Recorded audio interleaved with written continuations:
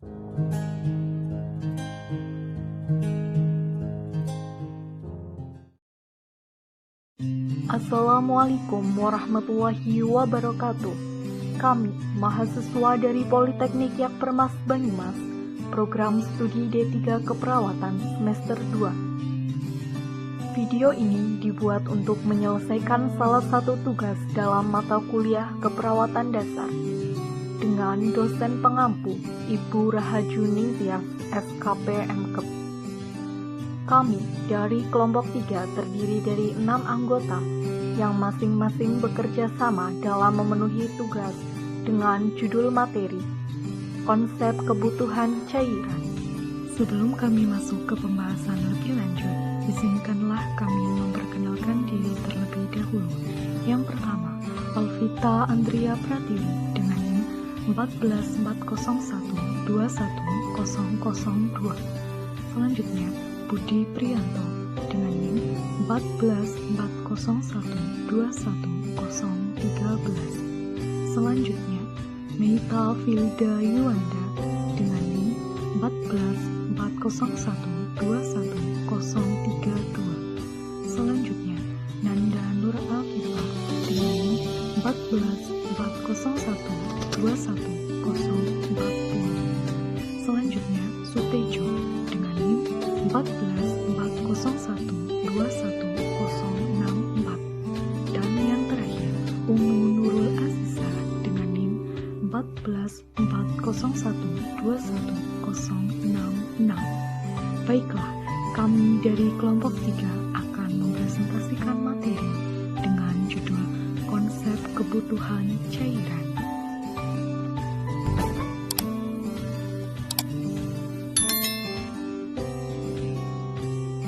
Kebutuhan cairan dan elektrolit merupakan kebutuhan fisiologis yang digunakan untuk alat transportasi zat nutrisi, elektrolit, dan sisa metabolisme sebagai komponen pembentuk sel, plasma, darah, dan komponen tubuh lainnya sebagai pengatur suhu tubuh dan seluler. Kebutuhan cairan dan elektrolit adalah suatu proses dinamik karena metabolisme tubuh membantu perubahan yang tetap dalam merespon terhadap stresor fisiologis dan lingkungan. Cairan dan elektrolit saling berhubungan.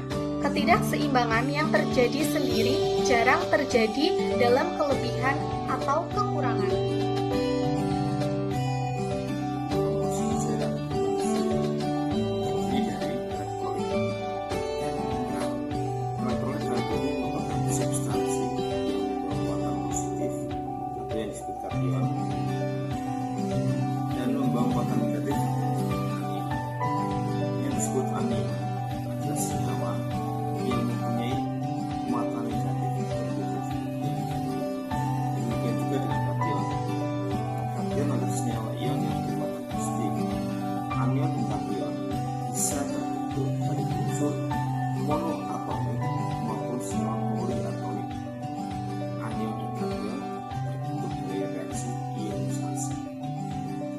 Unsur elektrolit yang disebut kation atau elektron positif di antaranya.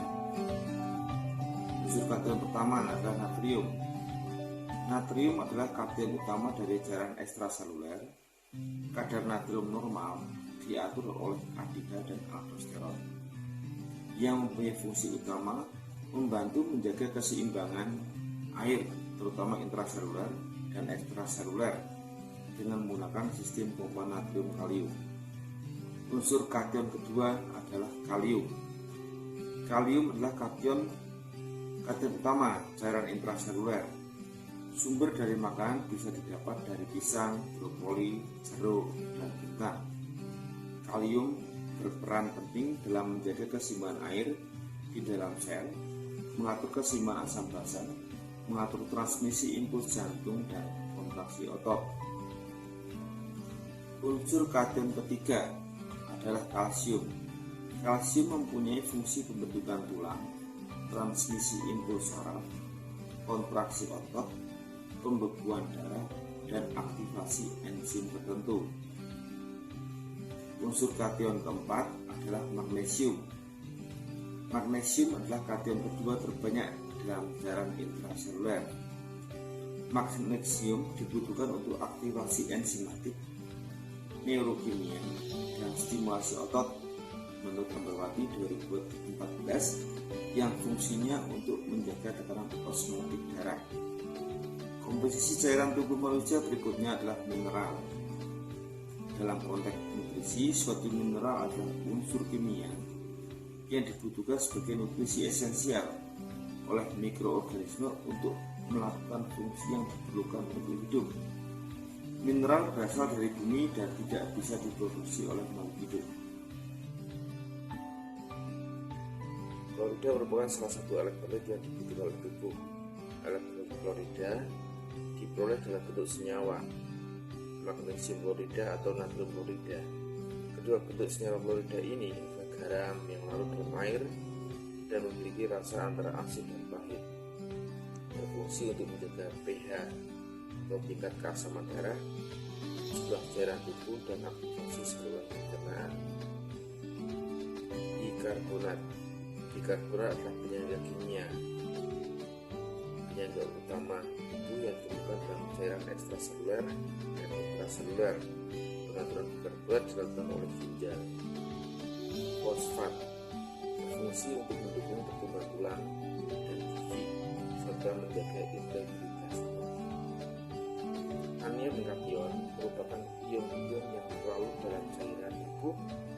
Fungsi utamanya adalah dalam menjalankan impul antar saraf-saraf kita. Distribusi cairan dalam tubuh. Cairan tubuh dibagi menjadi dua kompartemen yang berbeda, yaitu cairan intraseluler dan cairan ekstraseluler. Cairan intraseluler atau disebut ICF, intracellular fluid, mencakup semua cairan dalam sel-sel tubuh. Pada orang dewasa, sekitar 2/3 dari total cairan tubuh, sekitar 28 liter. Untuk berat badan rata-rata pria dewasa dan 20 liter pada wanita dewasa, terdiri dari cairan extracellular fluid atau ECF. Cairan ekstraseluler adalah cairan yang ditemukan di luar sel. Cairan ekstraseluler membentuk 17% dari total berat badan atau 1/3 dari total air tubuh, yang terbagi menjadi 3 subkomponen, yaitu cairan intravaskuler, cairan transseluler, dan cairan interstisial.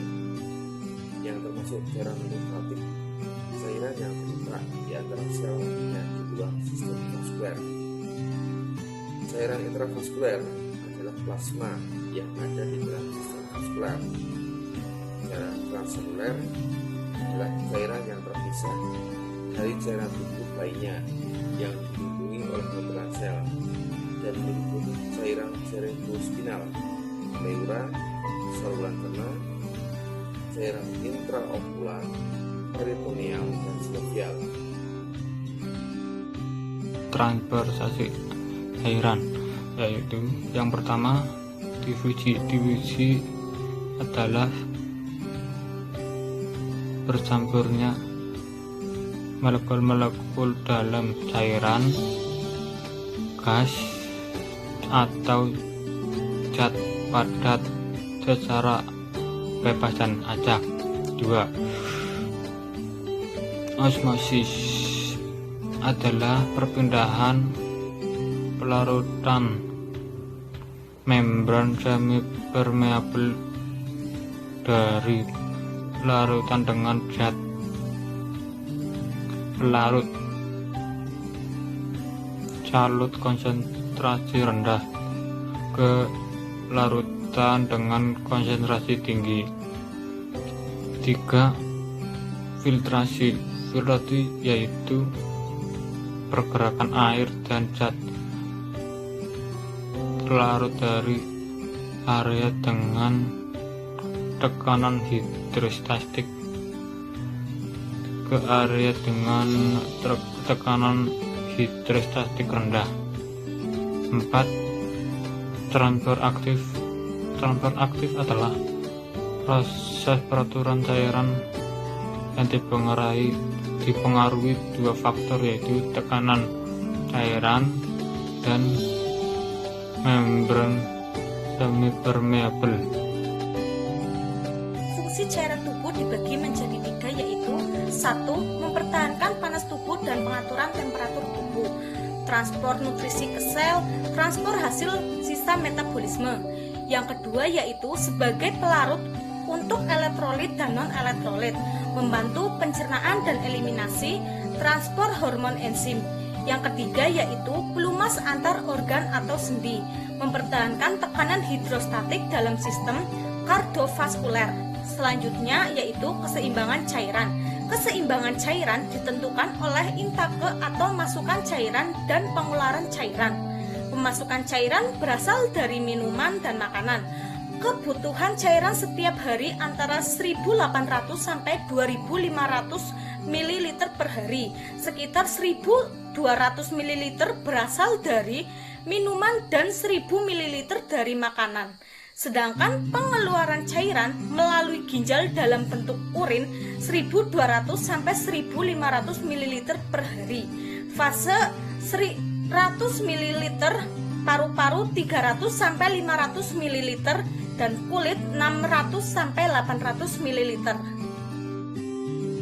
Ketidakseimbangan cairan terjadi apabila mekanisme kompensasi dalam tubuh tidak mampu mempertahankan homeostatis. Gangguan keseimbangan cairan dapat berupa defisit cairan atau sebaliknya, Ambarwati 2014. Defisit volume cairan adalah suatu kondisi ketidakseimbangan yang ditandai dengan defisiensi cairan dan elektrolit di ruang ekstrasel. Terbagi menjadi 3, yaitu dehidrasi isotonik, hipertonik, dan hipotonik. Volume cairan berlebih adalah kondisi ketidakseimbangan ditandai dengan kelebihan cairan dan natrium pada ruang ekstrasel yang dikenal sebagai hipervolemia. Mempengaruhi keseimbangan cairan. Yang pertama usia, kedua temperatur tubuh, ketiga diet, keempat stres, kelima sakit, keenam ukuran tubuh, dan yang ketujuh adalah olahraga. Macam-macam gangguan keseimbangan cairan. Yang pertama, hipovolemik. Hipovolemik adalah suatu kondisi akibat kekurangan volume cairan ekstraseluler atau CES dan dapat terjadi karena kehilangan melalui kulit, ginjal, gastrointestinal, pendarahan sehingga menimbulkan shock hipovolemik. Gejala gangguan hipovolemik yaitu pusing, lemah, letih, anoreksia, mual muntah, rasa haus, gangguan mental, konstipasi dan oliguri, penurunan tekanan darah dan sebagainya. Adapun upaya pencegahan lainnya untuk mengatasi gangguan hipovolemik diantaranya yang pertama, minum air putih setidaknya 8 gelas atau 2 liter per harinya untuk orang dewasa. Yang kedua, mengkonsumsi makanan dengan kandungan air yang tinggi seperti buah dan sayur. Yang ketiga, pastikan cukup minum saat sedang berolahraga, terutama pada saat suhu panas. Yang keempat, penuhi asupan cairan pada anak atau orang dewasa yang sedang sakit. Yang kelima, batasi konsumsi minuman alkohol dan mengandung kafein. Yang kedua, hipervolemi. Hipervolemi adalah suatu kondisi akibat penambahan atau kelebihan volume CES. Hipervolemi dapat terjadi pada saat stimulasi kronis ginjal untuk menahan natrium dan air ekskresi natrium. Fungsi ginjal abnormal dengan penurunan dan air, kelebihan pemberian cairan, dan perpindahan cairan interstisial ke plasma.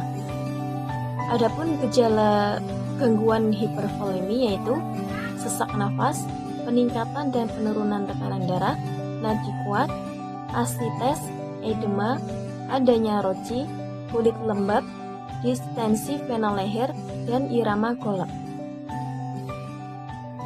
Langkah-langkah pencegahan yang dapat dilakukan untuk gangguan hipervolemi diantaranya yang pertama, perhatikan jumlah cairan yang dikonsumsi setiap harinya. Yang kedua, kurangi asupan garam untuk membantu meminimalkan retensi cairan dan mengurangi rasa haus atau ingin minum terus-menerus. Yang ketiga, cobalah strategi untuk membantu mengatasi rasa haus. Jika ingin minum, tunggu 10 menit hingga keinginan tersebut hilang. Yang keempat, bantu atasi rasa haus dengan menghisap es, permen bebas gula, atau buah beku. Dan yang terakhir, usahakan untuk mencatat kenaikan berat badan secara berkala untuk mengidentifikasi kelebihan berat badan karena cairan.